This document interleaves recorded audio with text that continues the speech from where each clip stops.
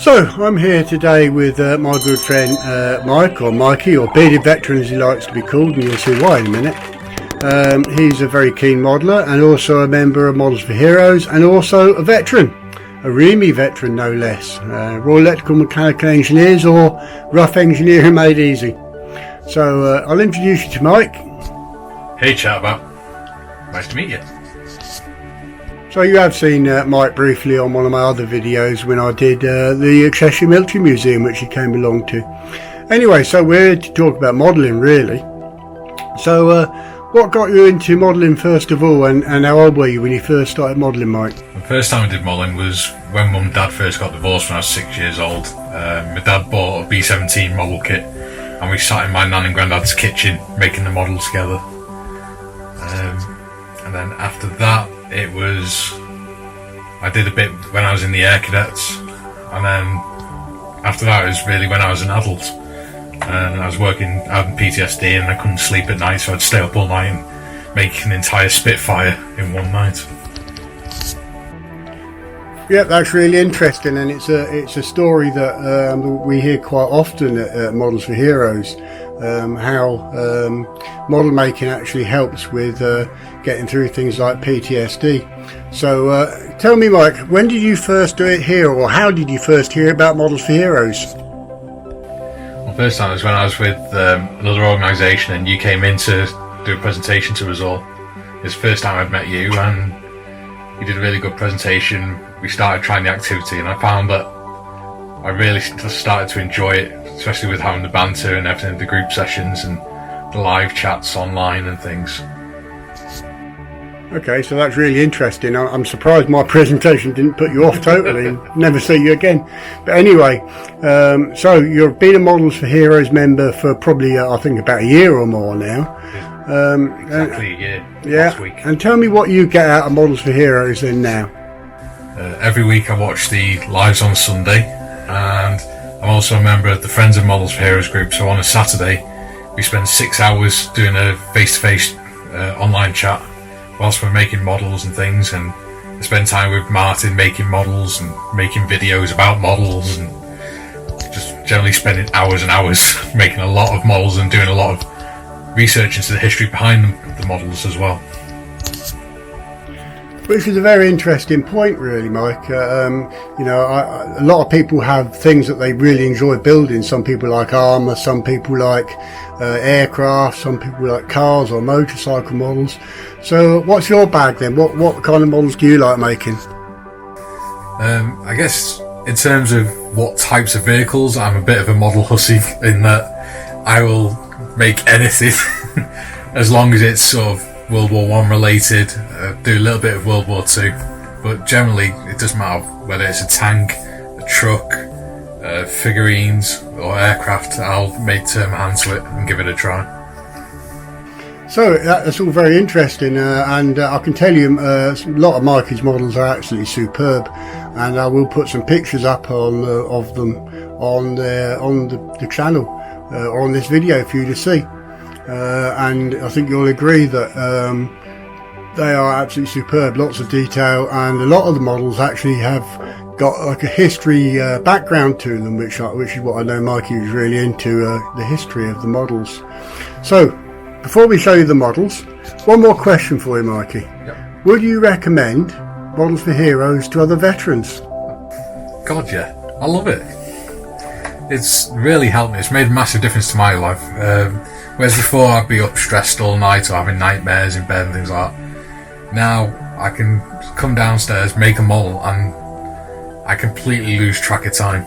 And there's been times where I've started making a model on an evening, and the next time I looked at the clock it's been 4 o'clock in the morning because I've got that engrossed in it. And I've even had times where my mental health's been really bad. I've been in a dark place, and I've been on the edge, so to speak. And my wife has made me come and sit in my little craft room and make a model, and I've sat there all night making this model, and by the time I finished it my head had cleared and I wasn't thinking of doing what I was going to do anymore. Yeah, it was a very, very interesting, Mike, and thank you for sharing that. I know it's not easy, so thank you for sharing that. But it is important that other people who are going through the same know what they can expect by joining an organisation like Models for Heroes and how it's going to help them. So let's have a look at some of your models then. What are you going to show us? Let's have a look. We can have a look at the World War one if you have, the diorama.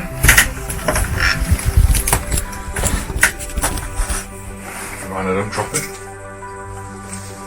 So we've got that one. So what's the story behind this then?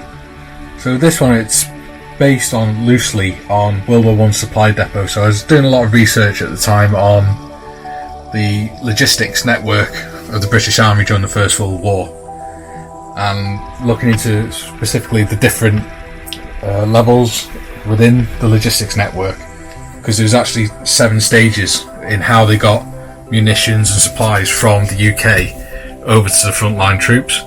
And it turns out that they'd start off obviously in the UK, come over to Northern France, and then they would transfer everything to warehouses, then onto the lorries, but the lorries would only go as far as rear supply depots. Then they'd drop off at the supply depots, and then they'd put everything onto the horses and pack mules. Then they'd transport it from using the pack mules to the supply trenches, and because the horses were too valuable, they'd take them off the horses and put them onto the troops, and the troops would carry them to the frontline trenches.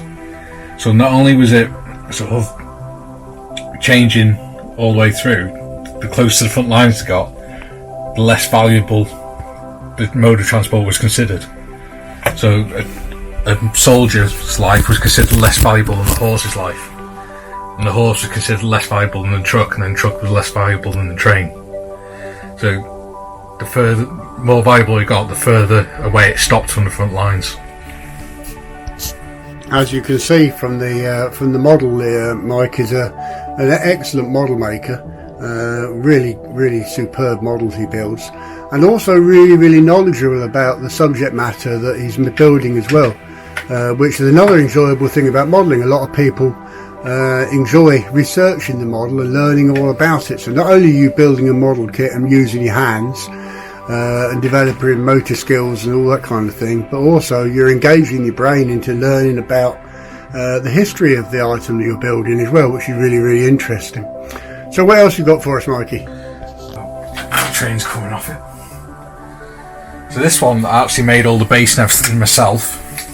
So it's all made out of wood, and then I've got ballast under the tracks. I made the platform out of wood, and put the tarmac card on it and the brick card on the front and on the walls. I made the gates and everything, the fence out of wood. But this one is actually the transition point with British Rail when they first privatised. When they transferred over from steam trains to diesel, which was in 1965. And the big train here was the Evening Star, which is a 9F class locomotive. And it was the only locomotive that was actually designed to be put in a museum. And it was built in 1960, first entered service. And in 1965, when they stopped using steam, it came off the line. It went through a few different museums and things, and then it ended up in the York Railway Museum. But at the same time, the diesel locomotives were taking over, and then obviously you got a little die-cast Land Rover that would have been used at the time as well. So there you go. I think you'll agree that the models Mike makes are superb, and there's many more. What I'm going to ask him to show us, which is really interesting, is a Pink Panther, and not the type of Pink Panther, but one that he made at the request of his good lady, and it is very good, and I particularly like the pervert in the bushes. Anyway, we'll get Mike to show you that and see what you think of that one. Yeah, so my wife, she really liked the idea of a Pink Panther Land Rover, but she also does a bit of modelling for me because I'm a photographer, and she wanted me to incorporate it too and make a diorama for her crafts room that she has upstairs. So she found the Pink Panther Land Rover kit, and she found a a kit of pin-up figurines. So she asked me to put them together, and then I found some photographers. So I put them in it and I thought, how am I going to do this? So I made it into a desert diorama, so it's like they're doing a photo shoot in the desert. And then, as you'll see on the far right hand side, there's a tree with the bushes, and there's a guy hiding in the bushes with a camera as well. And then you've got the main photographer, and then you've also got an SAS soldier sat with the pin-up girls posing in front of the Land Rover. And I'm sure you'll agree that's a really unusual diorama, and one I'm sure Mike's very proud of. And there you go. So, right, thank you very much, Mike. It's been lovely talking to you, lovely seeing your models, and I'm sure we'll see you again at some stage with some other videos.